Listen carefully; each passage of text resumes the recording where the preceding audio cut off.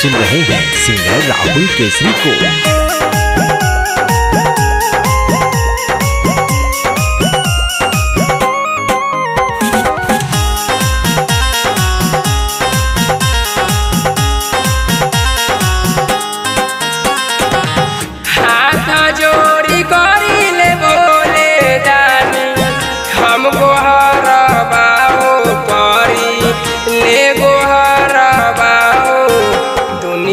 भइल बायब बिरान माएबा हे बाबा हो दुनिया भइल बायब बिरान माएबा।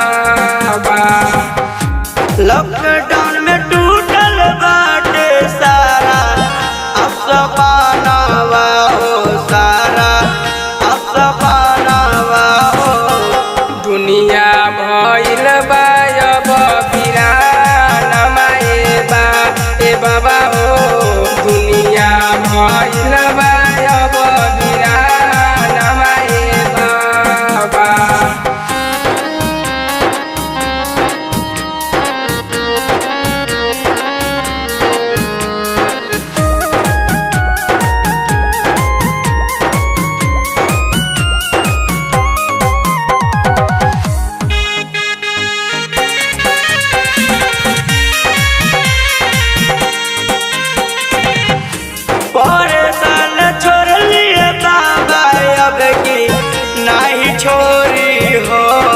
अब की नहीं छोरी हो कोरोना माँ के दी अबल सारन ए बाबा हो दुनिया भइल बायब बिरान ए बाबा।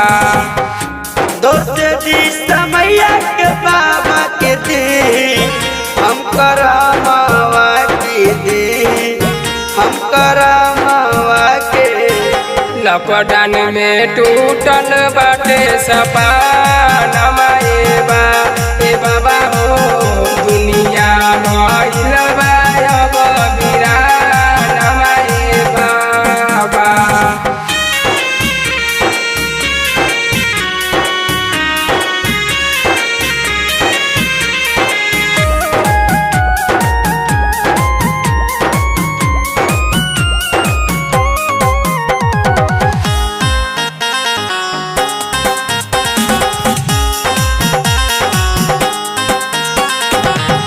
देशवा बचाइए बाबा कहे प्रेमी पवन माओ कहे राइटर विशाल बाहो केसरी राहुल के गिरता लो रवाएबा ए बाबा हो दुनिया भइल बायब बिरान ए बाबा।